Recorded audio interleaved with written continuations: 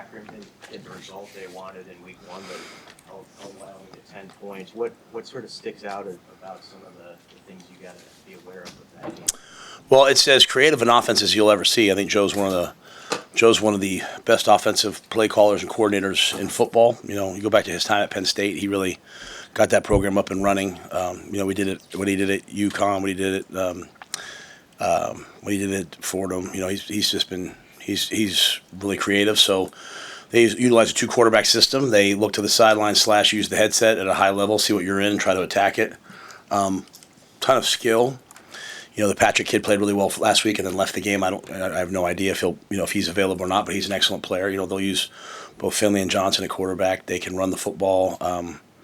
So they have a bunch of dynamic stuff, and it's they're running 3-level passing concepts with run plays and speed sweeps with corner routes. I mean, the level of discipline. They have every pick known to mankind. So if you want to play man, they're going to pick you, and legally, but pick you behind the line of scrimmage. So it's just a ton of really hard stuff. If you go back and look at them last year, he came on strong at the end of the year. Beat Toledo, which is hard to do. So he's an excellent football coach. They have a good team. The game last week was a hard-fought game. It was 3-0 until late in the game. And Wyoming scored late.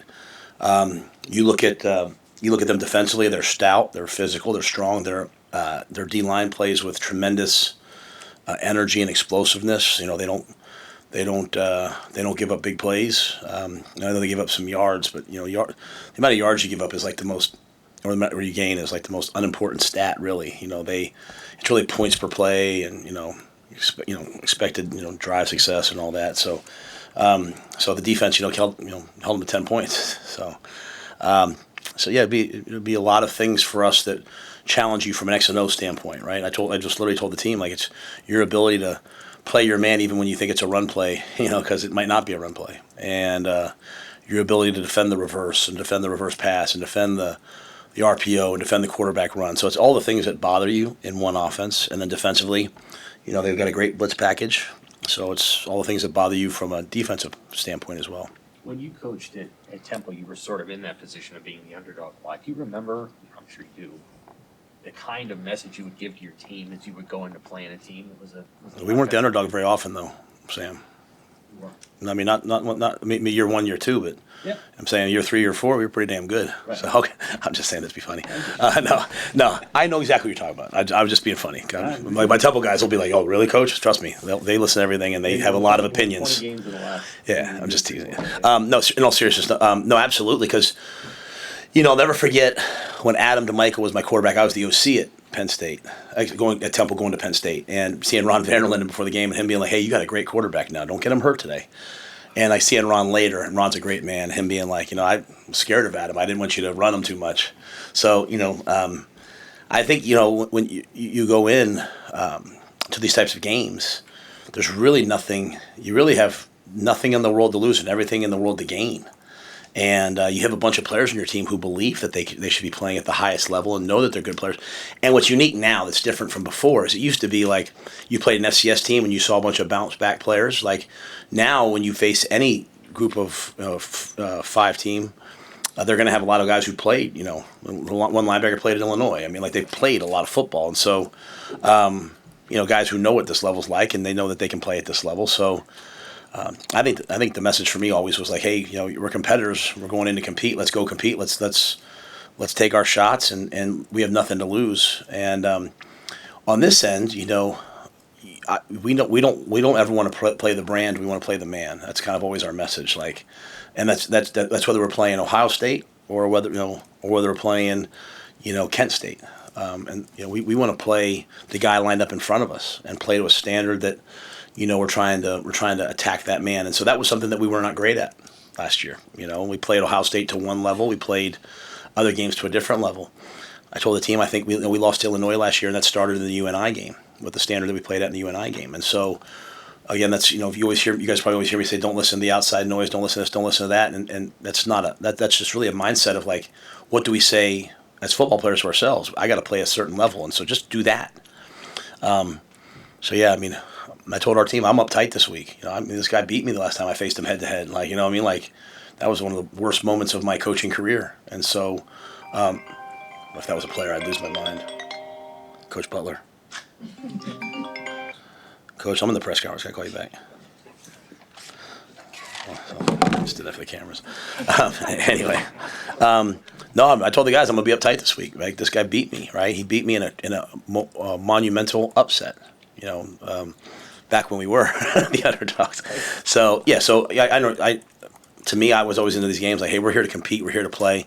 To your point, my third year at Temple, we played Notre Dame. Not many people gave us a chance. We were underdogs. It was college game day. Everyone and we played. We darn near won the game. And so, but we were just playing to play because we love the game. And so that's what I want to see from our guys tomorrow. I want to see them go out or Saturday, excuse me. I want to see them go out and play. They love to play. They love to play at home and go do that. I know Jacory kept playing after that tough hit in the opener. Is he all the way good back? How's your team health overall? I think we're pretty healthy. We'll have to see where Jacory's at. He's been limited this week. He'll play in the game. Just what the volume of his role will be. To be quite honest, I didn't even know he was hurt until the end of the game. That's how much of a warrior that kid is. I came in on Sunday. They're like, he's questionable for next week. I said, yeah, he'll practice Tuesday. No, he won't practice. He practiced Tuesday. He's just he practiced really well yesterday. He's just an infectious. He changes. He and Shavers changed the whole practice yesterday. Like their intensity and their commitment to just showing up at practice and loving the game is so infectious that we feel it when Jacory is not out there. And that's I'm sure they told me his ankle was hurt, but I just couldn't tell. And I know he wasn't probably when you watch tape, probably not as explosive as he's used to, but he's still pretty dang explosive. So, but yeah, in terms of the volume, we'll have to just wait and see how he feels on game day.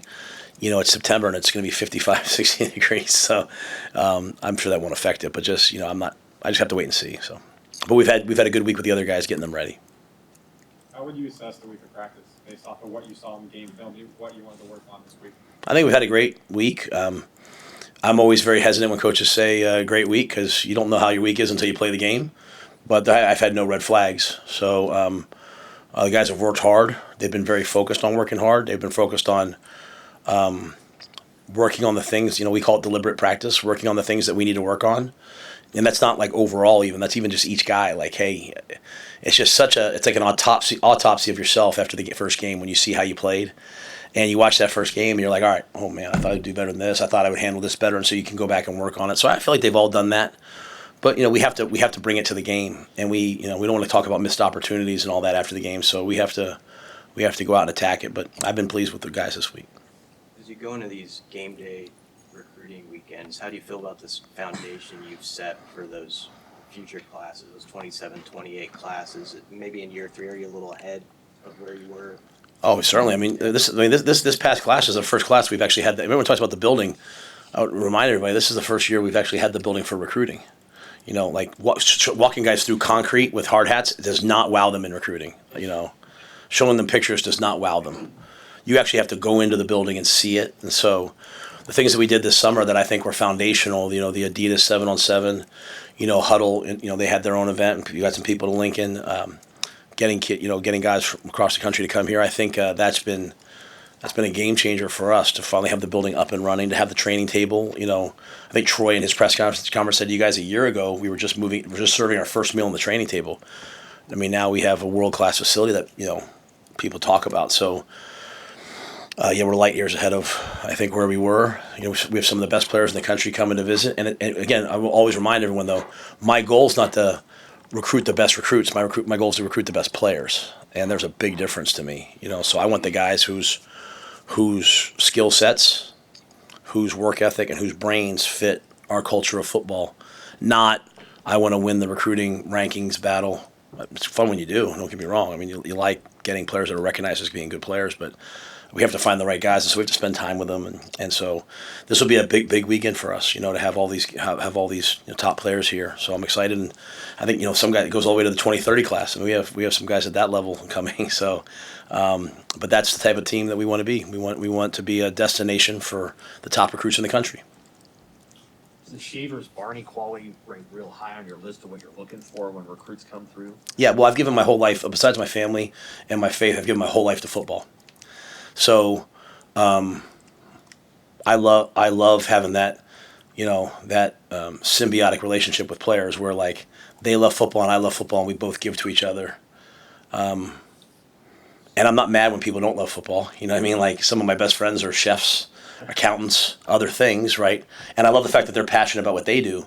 But I love to be around people who don't love being a football player or being a football coach, but who actually love coaching or who actually love football or who actually love playing it. So when I get around guys, I think it's a true quality of Florida guys. I mean, you get a guy, you see a guy throw up 305 or something like that, like they practice like it's they practice like it's a game, and they practice like it's recess. It doesn't mean it's not other places. It's just when Florida kids like they just play football all year round. I grew up in New York City. We played basketball all year round, right? So it's a kind of a basketball culture. Well, those two guys, like I think DeKeel mentioned to his guys in the receiver room. He said it to me afterwards. Like Vincent Shavers made a game-changing tackle to set up a touchdown, and then he's over there yesterday when he's not in, he's giving reps on the scout team to the offense and talking trash and having fun because he loves to play football. He's not entitled to. Well, I don't get phone calls from people about why is he not in a black shirt this week, Coach. He doesn't come to my office. Why am I not in a black shirt? He comes to my office and says, Coach, can I watch the first second on runs with you? What do I need to do better? It's just a whole different mindset. So when when people ask me Coach, why do you care about the guys like going to recovery or going to treatment or are you trying to run a really disciplined organization? No, I actually just want the guys to eat because they want to be big and strong. I want the guys to recover because I want them to be healthy on game day. I like the guys like Dane Key that are in there, every chance that they get, because everything we do, we don't do it to say we did it. We do it to play well, and that's what I love about Jacory. That's what I love about V9. Like for V9, there's no difference between the game and a Tuesday practice. It's competition to him, and so I just think it's a very special quality. So yeah, I'm always trying to search that out. And they also have to be big, fast, and explosive. I had that. I just couldn't run. So I made an okay coach, but I want those kind of guys 100%. After evaluating the game film and then this week of practice, is there any more clarity at left tackle? I know you said you kind of wanted to. Yeah, Gunner will start. Do you expect any significant difference in the stadium atmosphere with alcohol sales for the first time? I never thought about that. I hope we're still Nebraska nice. I hope we're not yelling at me or no. I think I go to the baseball games. I go to the basketball games. They serve beer there, right? Like I've never seen an unruly crowd. We have the best fans in sports, so I think people can go have a couple beers at the game, and it's not like it's like $1 beer night, right? It's still what is it, like $8 beer, something like that. You can have a couple beers and enjoy the game. I think it's I think our fans, of any fans in the country, our fans can go have a beer and a hot dog and watch the game. And I think our night game atmosphere is elite. If it's any better, then I'll buy the beer. Gracious. It's just so fantastic. So I can't wait for it. Honestly, I think I told you guys once before, there was a chance last year to play one more night game, and we didn't do it. I told Haven, don't ever let me do that again. We're all thinking recovery, and we play at 11 next week. The night game atmosphere here is special. Anything specific you want to see from Makai Nelson and Isaiah Lindsey? Well, Makai just has to play the way he's capable of playing. He doesn't do anything special. He's a really good player. He just has to get his opportunities and take advantage of them. We'll have to give him some opportunities. I do want to see him play on some special teams. I've challenged him to get on some of those things. And Mosie's going to have a unique role, obviously with, we've had some injuries. So, he's a guy who can do a lot of different things. And so I just want to see, those guys just be themselves. I think the biggest thing about where our team is right now, and, every coach has a philosophy. I blend a lot from, Coach Wooden, and, I always believe that, preparation leads to poise and confidence, which leads to competitive greatness. And I just want the guys to be confident, to trust themselves. And I want them to be poised, to be themselves, right? Poised where you're not fighting yourself, where you trust yourself. So I don't need them to go into the game and do something special. I just need them to go be themselves. And what I don't want is to see them be somebody else, right? Just show up at the game and all of a sudden start doing new things or, start panicking. We're a good football team. Not everything's going to be easy all the time. I want them to enjoy the adversity of the games. I want them to respect their opponents, but I want them to play fearlessly. And So yeah, I think both those guys, we just had to give an opportunity, right? I mean, like I said, I kind of explained what happened last week, but I don't know that that'll happen this week. I think we'll try to get those guys in a little bit earlier, and we just have to let them go play. Since you had the thing with Danny Woodhead in your podcast, Oh, you saw that? what's the handicap in your all-time favorite course you played? My all-time favorite course. Geez, I'm gonna sound so bougie when I say these things. Let me just say this: the person that cut it, because they like cut it. Like they cut out. I mean, I was so terrible. Oh my gosh, I couldn't even hit the ball in the simulator. I mean, I'm bad, but I'm not that bad. Danny Woodhead and cameras, and I was wearing an outfit, like a dress pants and a shirt, which I'm not used to right now. So those are all my excuses. But my handicap, I'm probably like a 20. Wishes back there is kind of like looking at me like, really? 22. No. If you take my gin, I don't. I see a lot of coaches, they update their scores. I'm not putting anything in my gin account. If I play a course, no one's going to know, like unless you were there. But I'd say I've been lucky. I had a chance to go down to Augusta. I went there with my son, and I went there with some great friends of ours. So that was a bucket list moment, and my favorite experience has been going out to Sandhills out in Mullen. Like just your phone doesn't work. I play my best golf there. Like my phone doesn't work, and you can just relax. I mean, the first year I saw there were like jackrabbits. I've never seen a jackrabbit in my life, so a little scared at first. But I was out there with some guys who just hey, just enjoy this. But I just literally I'm out there. I'm saying to myself, like, can you imagine like being out here like 200 years ago and like coming across like those those rolling hills and being like, where should we go live? Like, it's just amazing to me what people have done in their lives. So just the nature of it, going up at night and like looking at the stars. I grew up in New York City. Like I never saw a star in my life. Like seeing the stars is so beautiful. So I loved going out to Sandhills.